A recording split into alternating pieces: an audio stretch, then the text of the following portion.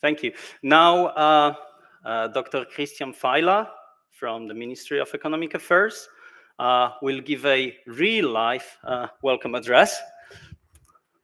Stage is yours. Thank you very much. Thank you very much. Thank you very much for having me here. Dear Professor Paul, who just left, dear Professor Klaas, Dr. Pilaczynski, ladies and gentlemen, also in the virtual reality world joining us on the live stream. A very welcome from my side, from the Ministry of Economic Affairs. I'm very happy to be here at the Ruhr University organized VR summit. And I'm very happy that I'm able to say a few words about the state mind and state ideas of virtual reality. Well, nowadays we are confronted with the number of crises. I mean, number of challenges and wide range of serious difficulties. I just came back from vacation, been to Switzerland, and I love hiking, so I was up in the mountains, and I realized that the most significant change that you can see in climate change is if you go to the mountains. I mean, people tell you that it's hot and it's too hot. 10 years ago, I've been to the same spot, and the glacier that I've seen 10 years ago is not existing anymore. Zero. Nothing. I was walking on soil that has been covered for millions and millions of years under deep ice. It was just gone. And this was the first time when really climate change became something that I could touch. Because I touched this glacier 10 years ago, and I chopped off a piece of ice. And I looked into this gigantic blue ice that has been there for 10 million years. And it's just gone. So this is one of the very biggest challenges that we are currently facing. Second, of course, energy crisis, economic crisis. I mean, there is a lot of challenges that we all have to take.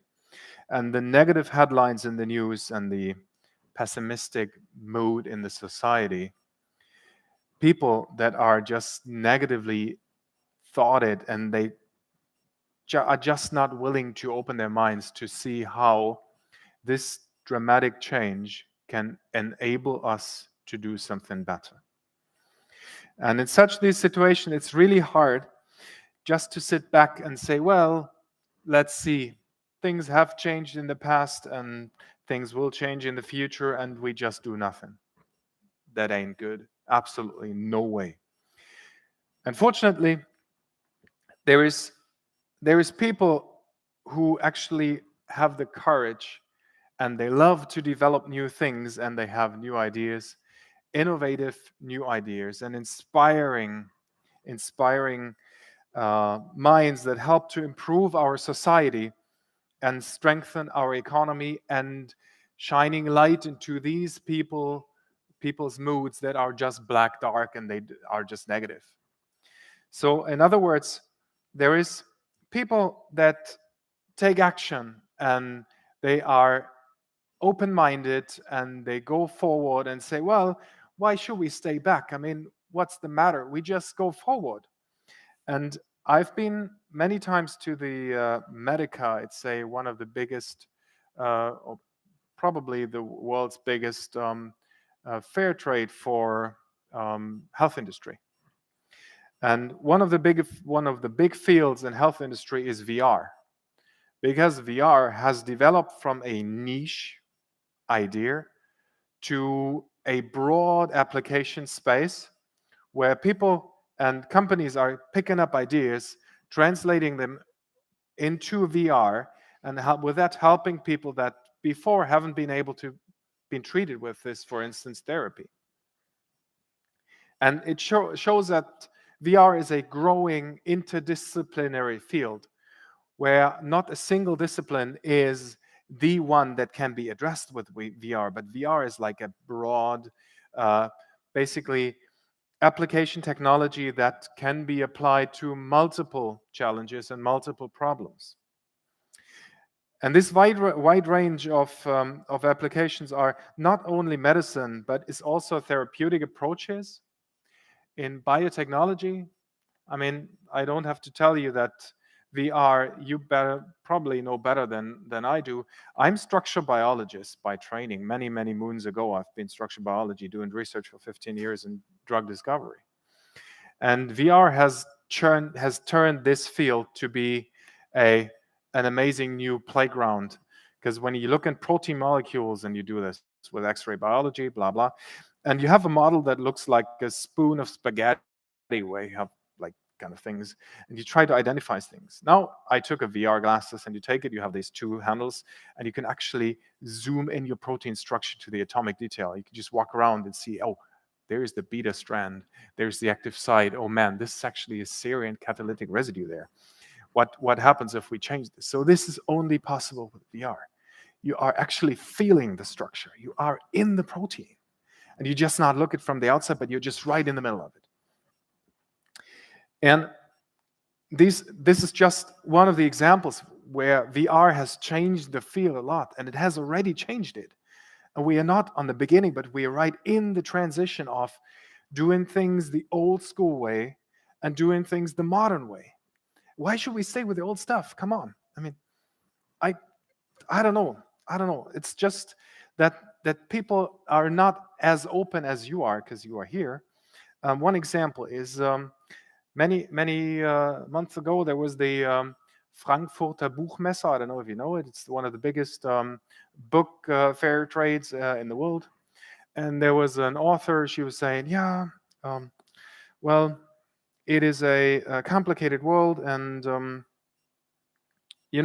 we are doing things faster and we have to go with it. And maybe it's not a good idea that we all run on smartphones and have everything like right on the hand. Oh, I got an email. Oh, there's a messaging. I have to reply. So everything speeds up.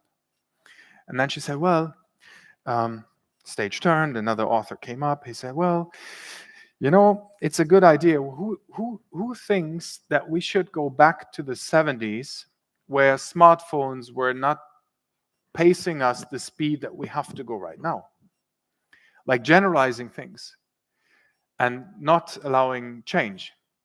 So, and I was like, let's see what happens. There's a few hands up, Who thinks, maybe say, who thinks that 75 or 80s were better doing the technology level right now?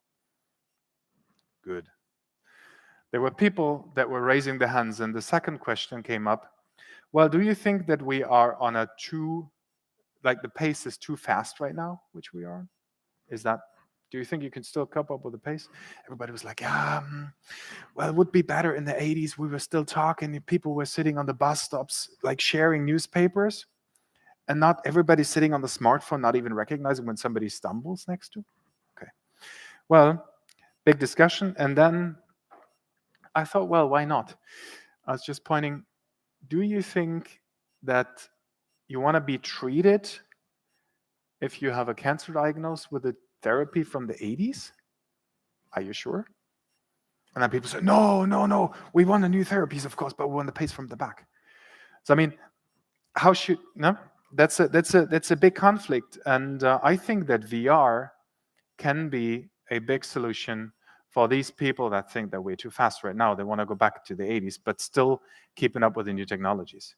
Because what I learned is, and I'm just a baby beginner, basically, what I learned is that you can emulate things from the past, applying the speed of the past to the present right now.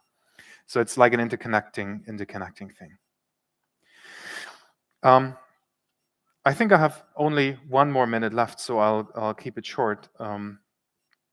What I think is very excellent. I'm very much looking forward to the outcome of the hackathon. Is where inspiring people like you are giving their input, sitting together 24 hours in one room and developing new ideas. And I'm just browsing the news, and there is things like brain-computer interaction, interfaces, directional movement, basically for back and forth, other applications, humanity, society interactions with VR technologies.